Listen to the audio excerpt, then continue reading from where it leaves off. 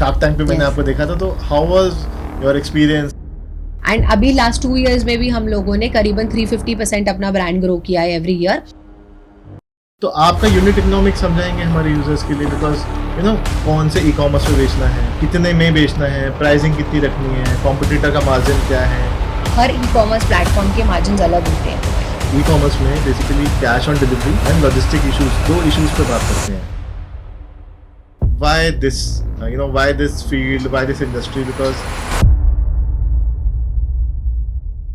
Startups के नाम से लोगों को लगता है फ्लैशी गाड़ियां, कैमिलिया में घर और पता नहीं कितने करोड़ों का फंडिंग राउंड। पर स्टार्टअप फाउंडर्स की दिक्कत ये है कि उन्हें लॉन्ग आवर्स बैठना पड़ता है, इन्वेंट्री देखनी पड़ती है, वर्किंग कैपिटल देखना पड़ता है, कैश फ्लो देखना पड़ता है, और सबसे जरूरी बात, अपने बिजनेस को कई सालों तक जिंदा रखना पड़ता है। आज बात करेंगे ऐसे फाउंडर से जिन्होंने ना अपने बिजनेस को जिंदा रखा है, बहुत ही अच्छी तरीके से इंडिया में चला रहे हैं। Welcome Manmeen ji. Thank you so much. तो आप क्या हैं, क्या करते हैं, आपकी क्या ब्रांड है, थोड़ा हमारे यूजर्स को बताएंगे please? Sure. I am Manmeen Sharma, founder of Pink Polka. जी। एंड हमने ब्रांड स्टार्ट किया था 2017 में with few hygiene products like sanitary pads, panty liners. And धीरे धीरे धीरे धीरे हमने इसी कैटेगरी को ग्रो किया। उसके बाद जस्ट बिफोर कोविड हमने अपना पहला लाइफस्टाइल प्रोडक्ट लॉन्च किया जो था डिस्पोजेबल निपल कवर्स, जिसने बहुत ज़्यादा अच्छा रिस्पॉन्स दिया। यूज़र्स ने बहुत अच्छे से उसको एक्सेप्ट किया और बार बार रीऑर्डर्स किए। उसके बाद से हमने अपनी लाइफस्टाइल कैटेगरी लॉन्च करी और अभी हमारे पास बहुत एक्सटेंसिव रेंज है जिसमें हम ए कप साइज से एफ कप साइजेस, सारे साइजेस के different reusable and non reusable products देते हैं। And we are the only brand who have this extensive range of products under one umbrella. Awesome awesome. So मेरा ये सवाल है और बड़ी क्यूरियोसिटी है मुझे कि why this why this field, why this industry? Because जो किसी ने सोचा वो आपने सोचा। इंडिया में वो कहते हैं ना कि पान वाला चलता है तो आप पान ही बेचते रहते हो, लेकिन आपने इतनी ड्रामेटिक, मैं ड्रामेटिक इसलिए बोल रहा हूँ क्योंकि it's not a common field, it's a taboo, it's not commonly said everywhere. So आपने क्या सोचा एंड कैसे इस इंडस्ट्री को सोचा, मैं जानना चाहूँगा। सी टैबू के लिए तो when I launched back in 2017 तो सैंड पैड्स भी टैबू ही थे। पर्सनली भी मैंने बहुत ज़्यादा प्रॉब्लम्स फेस करी, रैशेस की, इचिनेस की। बट हाँ, हम लोगों में भी बहुत हिच होता था मदर्स से बात करने का, प्रॉब्लम क्लियर शेयर करने का या सॉल्यूशंस का। उस टाइम भी ऐसे सैंड पैड्स थे नहीं, बट जब मैंने सैम्पलिंग करी अपने फ्रेंड्स एंड फैमिली में, then also I try to discuss to understand their problem. कई बार होता है कि आपको लगता है कि आपकी प्रॉब्लम बहुत बड़ी है, बट ऐसा कुछ भी ब्रांड स्टार्ट करने के लिए हमें ये अंडरस्टैंडिंग चाहिए होती है कि जेन्युइनली क्या वो प्रॉब्लम है या वो सिर्फ एक इंडिविजुअल के साथ है, राइट? तो उस टाइम भी हमने बहुत सैम्पलिंग करी, बहुत सारे कस्टमर्स के फीडबैक लिए और जाना कि हाँ, बहुत ऐसी लेडीज़ को सैंड पैड्स वगैरह से प्रॉब्लम थी, बट कोई ऑल्टरनेटिव प्रोवाइडेड नहीं था, कोई ऑल्टरनेट अच्छी क्वालिटी का प्रोडक्ट ही नहीं था, इसीलिए उनको भी वही यूज़ करना पड़ता था जो हम करते थे। सो जैसे मैं अपने लिए इम्पोर्ट करती थी वैसे मैंने प्रोडक्ट्स इम्पोर्ट करे, मैंने सैम्पलिंग करी और मैंने एक पूरा ब्रांड का सेटअप किया।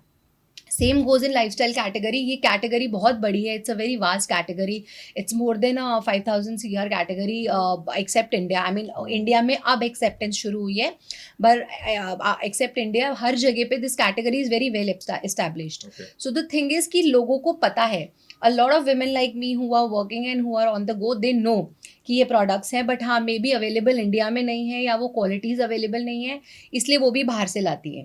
तो इसमें जब आप जब आप कहते हो कि मैं इंपोर्ट करती हूँ या मैं इस प्रोडक्ट की किसी तरह से जो अवेलेबिलिटी है वो आप कैसे मैच करते हो? बिकॉज होता क्या है, जब मैंने कुछ भी प्रोडक्ट लॉन्च किया, मैंने आपकी प्रोडक्ट लॉन्च कर दिया, लेकिन या तो मुझे सब कॉन्ट्रैक्ट कराना पड़ेगा या मुझे इंपोर्ट करना पड़ेगा या फिर खुद मैन्युफैक्चर करना पड़ेगा।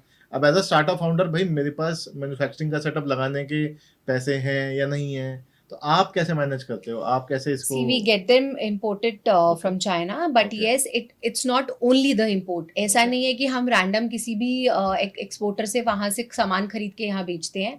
हमने यहाँ पर कुछ अलग अलग साइजेस के अलग अलग प्रोडक्ट्स की सैम्पलिंग करके हम कस्टमर्स के फीडबैक लेके उन फीडबैक्स को ले जाकर स्पेशली अपनी डेजिग्नेटेड फैक्ट्रीज में अपने साइजेस देकर इंडियन ब्रेस्ट के साइजेस के हिसाब से प्रोडक्ट्स बनवाते हैं। So that is the whole loop of chain what I have discovered and I have created in last 8 years, and I have some trusted vendors जिनके साथ हमारे contracts हैं, जिनके साथ हम वो सिर्फ हमारे लिए ही इंडिया में बनाते हैं, and we are able to achieve the product because every women overall worldwide is very different. Especially if you compare the women of China and India, the breast sizes of Chinese women and Indian women are very different. So उनको exactly वो चीज़ भी समझाना कि हमें Indian women के sizes के हिसाब से कैसा सामान चाहिए is very difficult. Right. But yes, we have thankfully created that chain and we are able to import. Secondly, second answer to your question, हमारे भी दिमाग में है उसको मेड इन इंडिया करने का, but as of now there lot of products जो एक स्पेशली जिस मेडिकल ग्रेड क्वालिटी के लगते हैं, सेकेंडली जो कुछ प्रोडक्ट्स लगते हैं उनकी अपनी प्रोडक्ट्स की मैन्युफैक्चरिंग इंडिया में नहीं है. थर्डली, अभी इस कंट्री में वो चीज़ों की डिमांड बन रही है, लोग उस चीज़ को समझ रहे हैं, लोग उन प्रोडक्ट्स को फर्स्ट टाइम ट्राई कर रहे हैं और अपनी लाइफ में इनकलकेट कर रहे तो हैं. जब आप कहते हो कि आप सामान इंपोर्ट करके बेचते हैं, तो जैसे अगर मैंने जितने भी क्लाइंट से बात करी है, जो भी मेरा एक्सपीरियंस है ई कॉमर्स में, वो भी मैं आपसे जानना चाहूँगा. जब आप सामान को बना लेते हैं, कौन से ई कॉमर्स पे बेचना है, कितने में बेचना है, प्राइसिंग कितनी रखनी है, कॉम्पिटिटर का मार्जिन क्या है, कितने SKU हैं, मेरे को SKU की इन्वेंट्री कैसे मैनेज करनी है. आई एम श्योर जैसे आपने बताया डिफरेंट साइजेस, डिफरेंट प्रोडक्ट्स, आपके पास बहुत तरीके के SKU होंगे, बहुत तरीके की इन्वेंट्री होगी. तो आप इस ई कॉमर्स की जर्नी को कैसे मैनेज करते हैं? Because I think e commerce अपने आप में एक पूरी दुनिया है, उसके लिए अलग से हमें पूरी चीज़ें मेंटेन करके रखनी पड़ती है, बिकॉज इतना कंपटीशन है ई कॉमर्स में. सी हमने अपनी साइजेस भी शुरू से ही एक एक साइज करके और हर साइज में एक एक कलर लॉन्च किया है. Okay. स्टार्टिंग हमने A2B साइज से एग्जाम्पल करी, तो A2B के जब एक्सेप्टेंस हो गई, सैम्पलिंग हो गई, कस्टमर के फीडबैक हो गए, उसमें जब हमारे पास नेक्स्ट साइज का डिमांड आया तो हमने नेक्स्ट साइज का प्रोडक्ट बनवाया. Okay. और हमने पहले वाले में अलग कलर लॉन्च किया. Okay. दो हमने अभी तक कोई बहुत ज़्यादा बिग राउंड ऑफ इन्वेस्टमेंट भी नहीं लिया है, so it is just a friends and family round और whatever money we have और whatever sales we are doing, हम उसी मनी को री इन्वेस्ट करते हैं. तो इसीलिए हम बहुत ज़्यादा बर्न मॉडल में भी बिलीव नहीं करते. तो हम एक एक करके हमने प्रोडक्ट्स यहाँ पर लॉन्च किए again to test the market. Testing this market is very important, because ज़रूरी नहीं है अगर किसी भी एक चीज़ की एक्सेप्टेंस आउट ऑफ इंडिया है तो उस चीज़ की इंडिया में हो और वाइस वर्सा. सो आपको लोगों की एक्सेप्टेंस भी समझनी पड़ती है कि आपकी उस कैटेगरी की या आपके उस प्रोडक्ट की नीड है या नहीं है, या लोगों को भी वो नीड समझ में आती है कि नहीं आती है. तो कुछ नंबर्स पे बात करते हैं मैम. मान लीजिए किसी का 100 रुपये का प्रोडक्ट है, मार्केट प्राइस की बात कर रहा हूँ, जो ई कॉमर्स पे 100 रुपये का मार्केट प्राइस आता है. अब मान लीजिए मेरी कॉस्टिंग ऑलमोस्ट 50 रुपीज़ आ रही है. 50 रुपीज़ या मैं कम ही कहूँगा, बिकॉज जो मेरी प्रोडक्शन कॉस्ट है या इम्पोर्टिंग कॉस्ट है वो 30 से 35% आती है जनरली. जो मेजर चंक होता है, मैंने जो ई कॉमर्स प्लेयर्स में देखा, जैसे आपने बोला कि आप बर्न नहीं करते हैं, तो आपका यूनिट इकोनॉमिक्स समझाएंगे हमारे यूजर्स के लिए, बिकॉज वो हमारे लिए समझना अच्छी ज़रूरी है, क्योंकि कितना मार्जिन्स पे जनरली ये ई कॉमर्स फाउंडर्स खेलते हैं, क्या होता है. सी मार्जिन्स डिपेंड करते हैं वन आपके प्रोडक्ट के ऊपर, secondly the quality of product you are selling, thirdly yes हर ई कॉमर्स प्लेटफॉर्म के मार्जिन्स अलग होते हैं. कहीं के 15 भी होता है, कहीं का 30% भी होता है, डिपेंडिंग कि वो कितना पॉपुलर मार्केट ब्रांड है और वो कितना पॉपुलर मार्केट प्लेस है. बट देन येस आपको वो चीज़ें बहुत स्टडीज के बाद अंडरस्टैंड करना पड़ता है कि कौन से मार्केट प्लेस पे आपकी टीजी बैठी हुई है. Example for our brand, we don't have a lot of users on Flipkart, but we have ample of users on Nykaa and Amazon. So those are the marketplaces जो हमारी TG के लिए है. एंड उसमें yes initially आपको किसी भी brand को स्पेशली अपने ऐसे प्रोडक्ट्स को जो आप खुद ही फर्स्ट टाइम इंडिया में लॉन्च कर रहे हैं, बिकॉज हमारे 80% lifestyle products first time launch in India है, तो आप उन्हीं की कैटेगरी बनाने के लिए आपको मार्केट स्पेंड बहुत करना पड़ता है. But once you do that market spend और एक बार यूजर्स को वो प्रोडक्ट अच्छा लगता है, then you have those repeat customers. But उससे पहले आपको एक chunk of amount you really need to invest, and आपको वो मार्केटिंग स्पेंड और वो विजिबिलिटी बार बार लेनी चाहिए और लेनी पड़ती है एक बारी किसी को बताने के लिए, क्योंकि जब फॉर एनी विमेन आप एक ऐड बार बार देखोगे, एक बार नहीं, 2 बार नहीं, 3 बार नहीं, चौथी बार आपको वो क्यूरियोसिटी आएगी जरूर, यार अच्छा मैं एक बार तो वीडियो खोल के देखती हूँ या मैं एक बार ट्राई करती हूँ. The more visible, yes. the more sellable. And secondly, I think after COVID, the COVID has been disguised, blessing in disguise for a brand like us, जहाँ लोगों ने ऑनलाइन शॉपिंग करना बहुत शुरू कर दिया है. पहले हम लोगों को सिर्फ वही चीज़ें मिलती थी जो ऑफलाइन मार्केट्स में अवेलेबल थी, बट अब ऑनलाइन की वजह से विमेन और I think men also spend time to understand the brand and to understand different categories and product. Okay. आज मुझे भी कोई नया वर्ड आता है, मैं भी सबसे पहले Amazon पे ट्राई करती हूँ कि अच्छा इसके ब्रांड कितने हैं, अच्छा उनमें क्या डिफरेंस है, प्राइस डिफरेंस कितना है. Correct. So as a user हम लोग भी वो काम करते हैं. So that is something I think that's been a blessing in disguise कि हमारे ऑनलाइन शॉपर्स जब से बढ़ गए हैं, for a brands like us are easy to create that market on, I mean not that easy but still comparatively पहले से easy to create your own space on तो marketplaces. जैसे ई कॉमर्स में basically cash on delivery and logistic issues, दो issues पे बात करते हैं. आई मीन किसी भी स्टार्टअप ब्रांड के लिए अगर वो एक डिलेमा होता है कि भाई कैश ऑन डिलीवरी दे या ना दे. भाई दे तो उसे एनपीए या यूजर पैसे दे रहा है या नहीं दे रहा उसका टेंशन होता है. एक लॉजिस्टिक पार्टनर, दोनों इश्यूज पे थोड़ा थोड़ा बात करते हैं ma'am. Initially when I started the brand, कुछ साल मैंने भी कैश ऑन डिलीवरी नहीं रखा था. Okay. After I had a good ample number of customers, उसके बाद कस्टमर्स से बात करके समझ में आया there are lot of women जो शायद कार्ड्स और डेबिट कार्ड्स नहीं यूज करते. And back in 2017 I think बहुत ज़्यादा यूपीआई भी नहीं चलता था. कोविड के बाद ये सब कुछ एकदम से बूम हुआ. ओके. तो बहुत सारी women के इश्यूज थे कि हम लेना चाहते हैं but cash on delivery. But the best part till date what my brand does is after we get the order on our website, every cash on delivery and every prepaid customer has been called up. Okay. हम हर customer को call पे भी confirm करके भी, example है कोई customer बोले हाँ मैंने ऑर्डर तो कर दिया बट मुझे 2 दिन बाद चाहिए, हमें पता है उनकी डिलीवरी कल हो जाएगी, हम डिस्पैच ही नेक्स्ट डे करते हैं कि वो रिटर्न ना आए. And that ways I am very happy to tell you our brand have less than 5% of RTO nice. and we are still maintaining it since Nice. last 2 years. Okay. So we don't have those RTOs, but yes, as per your products and as per your brand, you need to manage those small things and you need to work out what right way works for your brand to reduce your RTO and manage. And logistics partners, yes, a lot of time due to natural calamities also बहुत problems होती हैं. कई बार होता है, specially raining season में, जैसे बॉम्बे है या नहीं जा पा पहाड़ों रहा. का इलाका है, वहाँ पे बहुत ज़्यादा रेन की वजह से वाटर ब्लॉकेज होती है एंड डिलीवरीज डिले होती है. बट आई थिंक इन दो situations customers also do understand, they understand कि आप लोग नहीं कर पा रहे हो. एंड हम लोग अगेन जब हम कॉलिंग करते हैं हम स्पेसिफिकली पूछते हैं ma'am is there any urgency, and if it's an urgency we try and deliver the product in express. हम डिस्पैच ही एक्सप्रेस में करते हैं. वो हमें थोड़ा सा एक्सपेंसिव पड़ता है but at least we are able to deliver the product on time to the customer. So these are the small things I think जो हर ब्रांड अपने कस्टमर से टच में रहेगा तो उनको जरूर समझ में आएगा. तो जैसे आपने बोला कि how do you manage the inventory, मतलब जैसे यूजर ने एकदम से ऑर्डर कर दिया, अब आप एकदम से तो खरीदेंगे नहीं. You have a process, you have a timeline कि भाई 1 महीने 1.5 महीने में कुछ तो एक 45 डेज का पीरियड होगा जिसमें मुझे इन्वेंट्री को रोटेट करना पड़ेगा. तो how do you manage inventory? हमारी हर महीने इन्वेंट्री अपडेट होती है. Okay. हर महीने इन्वेंट्रीज की मीटिंग्स होती हैं. Okay. और हम हर महीने पैकेजिंग टीम से लेकर इन्वेंट्री मैनेजमेंट तक हर महीने हमारी मीटिंग्स में डिस्कशन होती है. Okay. वही चीज़ें दोनों जगह पे काम करती है. वन, हमारे को जो नेक्स्ट कंटेनर ऑर्डर करना होता है उसका लॉट कैसे ऑर्डर होगा. दूसरा, अगर कोई ऐसा प्रोडक्ट जो एग्जाम्पल किसी महीने में थोड़ा सा सेल्स लो गया है तो हमें नेक्स्ट मंथ उसे कैसे पुश करना है. Okay. तो जैसा कि आपने बताया इन्वेंट्री के बारे में हमारी बातचीत हुई, तो उस इन्वेंट्री को खरीदने के लिए हमें पैसा चाहिए. अब यूजर से पैसा आएगा, इन्वेंट्री वालों के पास जाएगा, कुछ इन्वेंट्री ब्लॉक हो जाएगा और कुछ डेटर्स के पास भी या कस्टमर्स के पास भी रहेगा. तो आप एज अ फाउंडर इसको कैसे मैनेज करते हो? इन चीज़ों के लिए बहुत ज़्यादा मैनेजमेंट एंड प्लानिंग चाहिए. एंड हम लोग बहुत ज़्यादा मार्केटिंग बर्न नहीं करते हैं. हम बहुत जुडिशली मार्केट को सस्टेनेबली चलाते हैं. हम मार्केट को रीड करते हैं.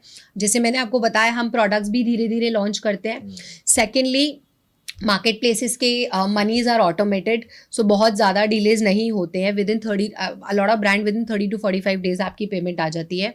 द रेजर पे and the quick passes give you the payment with in next 2 days. तो आपको बहुत ज़्यादा वही मनी फ्लो करने में प्रॉब्लम नहीं आती है. बट येस, इन्वेंट्री हम लोग भी बहुत जुडिशली अपने पास रखते हैं फॉर नेक्स्ट 3 months. हम भी 3 महीने का अपना राउंड लेके चलते हैं and we do the inventory management every month. Secondly, अभी ये जो हम लोग जिस कैटेगरी में डील कर रहे हैं वो कैटेगरी भी बहुत ज़्यादा न्यू है लोगों के लिए, तो लोगों की एक्सेप्टेंस है. So we also believe that हमें बहुत ज़्यादा उसे बर्न नहीं करना चाहिए. Secondly, we really believe in keeping the company positive. And like मैंने 2017 से 2022-23 तक भी कंपनी को 0 से 1.2 CR तक पहुंचाया, but that too EBITDA positive. And अभी लास्ट 2 years में भी हम लोगों ने करीबन 350% अपना ब्रांड ग्रो किया है एवरी ईयर. उसमें भी हम EBITDA पॉजिटिव ही रहे हैं. Okay. So as a brand we would never want to do a lot of junk burning, but हम लोग बहुत जुडिशियली उसको बर्न करते हैं, मार्केटिंग में स्पेंड करते हैं जितना हमें लगता है हम धीरे धीरे चले।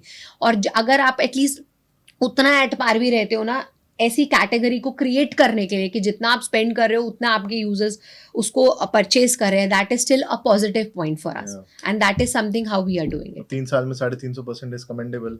सो the buzzword is AI, you know, AI AI AI, मतलब तो डू यू यूज एआई, या आपकी ऑर्गेनाइजेशन में एआई यूज होता है, और do you think AI is really that effective जो कि है? We do use AI. Okay.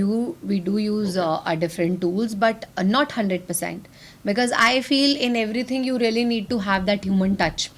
Because आपकी साइकी क्या सोच रही है, चाहे आप वो डिज़ाइनिंग के लिए लो, चाहे आप कस्टमर मैसेजिंग के लिए लो, एग्जैक्टली आपको वो ह्यूमन टच या ह्यूमन फील एक देना बहुत ज़रूरी होता है, and that is what we also do. Just to give you an example, we have all the marketing tools with us, like हम कोई चैट वगैरह यूज़ करते हैं। आप हमारी वेबसाइट पे आएंगे, आप कार्ट को अबंडन करेंगे तो आपको 5 मिनट में 1 घंटे में मैसेज जाएगा, but we do have a very very strong moat which is a CRM team. I have 6 girls, and including me, I also do the calling to the customers. So You we yourself? do, yes, Oh, nice. we do call around 500 to 600 customers every day, wherein giving the right information to the customers and right knowledge about how to use the product. Like अभी हमने पहले भी बात करी कि ये product इतने नए हैं कि कई बार कस्टमर लेने के बाद भी नहीं समझ पाता कि उसको एग्जैक्टली यूज़ कैसे करना है, और उनका एक्सपीरियंस खराब हो जाता है, सो दैट देन दिल now shift to this product. So exactly अगर हमने एक you know we have taken a baton in our hand कि हमारे को नोब्रा रेवोल्यूशन लाना है, कस्टमर्स को इन चीज़ों पे शिफ्ट करना है, तो हम अपनी तरफ से अपना 100% एफर्ट्स डाल रहे हैं. And yes, we are able to convert 30% of the customers on the call. Example, आप हमारी वेबसाइट पे आए, आपने सिर्फ कुछ छोटी छोटी डाउट्स के चक्कर में आपने प्रोडक्ट नहीं खरीदा, but once you get a personal call, you get all the clarifications on your answers, then you are good to go, तो यू मतलब विल मैं बाय द अगर प्रोडक्ट. कार्ट पे डाल दूं और मैं हट जाऊं तो आपकी तो टीम मुझे कॉल करती है? हाँ, और 99% आपको स्पेशली मुझसे कॉल आएगा. Abandoned cart customers I personally call just to understand कि कस्टमर ने क्यों छोड़ा. इनसे आप एक एक एक इस टीम के थ्रू आपको बहुत इनसाइट्स मिलते हैं. पहली चीज़, आपको क्या कस्टमर को प्रोडक्ट में कोई प्रॉब्लम आ रही है, यूजेज में प्रॉब्लम आ रही है, आपको नेक्स्ट कैटेगरी क्या लॉन्च करनी चाहिए, कस्टमर्स की और कौन से प्रोडक्ट की डिमांड है. अगर कस्टमर को प्रोडक्ट यूजेज में कोई प्रॉब्लम है, क्वालिटी में कोई प्रॉब्लम है, या किसी और ब्रांड की क्वालिटी में भी प्रॉब्लम है, तो आप अपने आप क्या इम्प्रोवाइज़ कर सकते हैं. सो हमारे को आगे की डेटा के लिए भी कस्टमर के इनसाइट्स बहुत ज़्यादा अच्छे से मिलते हैं. And when you have multiple insights out from someone else, I mean not in your team, someone else who doesn't know is the pure exact and the correct information and the insight you get. consumer से आपको मिलेगा तो obviously you will improve your product. Exactly. And I saw you somewhere, that is I mean Shark Tank पे मैंने आपको देखा था, तो how was your experience? I mean I have a curiosity that क्या वो genuinely you know founders की help करता है? I mean how is it like funding मिलती है, कैसे होता है? आई मीन थोड़ा सा see it's a very I feel it's a very genuine platform, and it was a very overwhelming experience there. जब आप 5-6 दिन के लिए भी जाते हो, आप हर लेवल के ब्रांड के ओनर्स के साथ उठते बैठते हो, आप उनसे डिस्कशंस करते हो. Then yes, I think all the जजेस are very down to earth, they are very helpful. And हमें भी जैसे इन्वेस्टमेंट नहीं मिली, उन लोगों को कैटेगरी नहीं समझ में आई, बट येस हमको उन्होंने जो भी फीडबैक्स दिए, हमने उन्हें जैसे ही आकर इनकॉर्पोरेट किया अपनी चीज़ों में, तो हमारी भी सेल्स ग्रो करी. सो येस, जिनके पास इतने सालों का एक्सपीरियंस है, उनके 2 लाइन भी आपके लिए एज अ ग्रोइंग ब्रांड या एज अ स्टार्टअप बहुत मैटर करता है. But I think Shark Tank is a very good platform where one, you can promote your brand. Secondly, you will also get a lot of new learnings. Thirdly, I think it's a great platform to go and get interacted with those kind of people and with their experience also. आपने इसमें ऐसे apply किया, उनकी shortlisting होती है, मतलब how does it work? it's a very pure process. आप पहले एक फॉर्म भरते हो, उसके बाद 1-1.5 महीना आपके पास कोई रिस्पॉन्स नहीं आता. अचानक एक रिस्पॉन्स आता है कि आपको 2 दिन में एक वीडियो बना के भेजनी है as a just a presentation of your brand.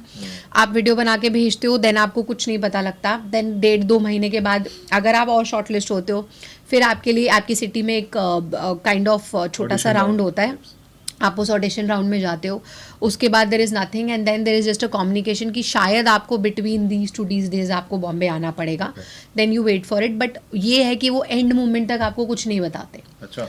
And जब आप बॉम्बे भी जाना होता है तो आपको 2 दिन पहले पता लगता है कि आपको 2 दिन बाद इतने दिन के लिए बॉम्बे जाना है। वहाँ पर भी आप शूट करते हो, till the time you don't come online उसके भी 48 आवर्स पहले तक, 48 या 72 आवर्स पहले तक आपको नहीं पता होता आप किस दिन लाइव जाने वाले हो और आप लाइव जाओगे भी या नहीं जाओगे, वो आपको कुछ नहीं पता होता। It's very pure, it's very and they don't tell you anything. जैसा वो वहाँ पर शो पे दिखाते हैं वो, and it is it's without cut कि एक बार आपके लिए दरवाज़ा खुला और आप वहाँ जाके खड़े हो गए and the moment you start pitching, आप जो अपनी 3 मिनट की पिच बोलते हो उसके बाद there is no cut.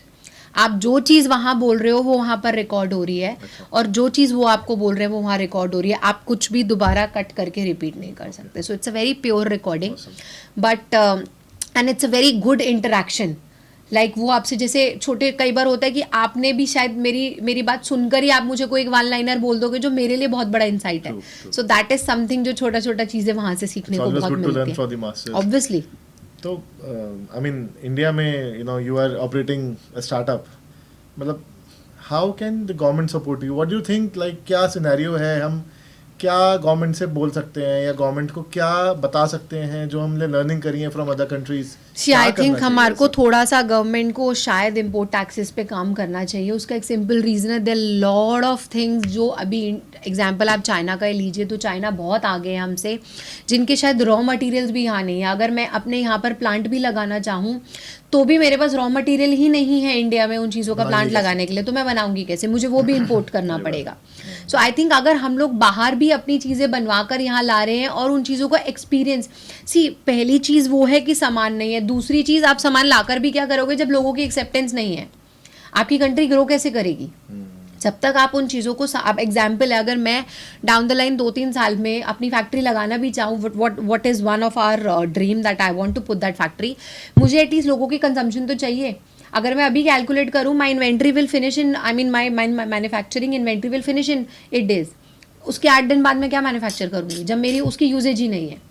So these are something I think government को हम लोगों को उतना सपोर्ट करना चाहिए कि हम लोग भी अगर सामान लाकर अपनी ही कंट्री को ग्रो कर रहे हैं और उसको और कैसे इम्प्रोवाइज करें। अभी कोई स्कीम्स हैं या मतलब आप किसी स्कीम्स में इन्वॉल्व हैं?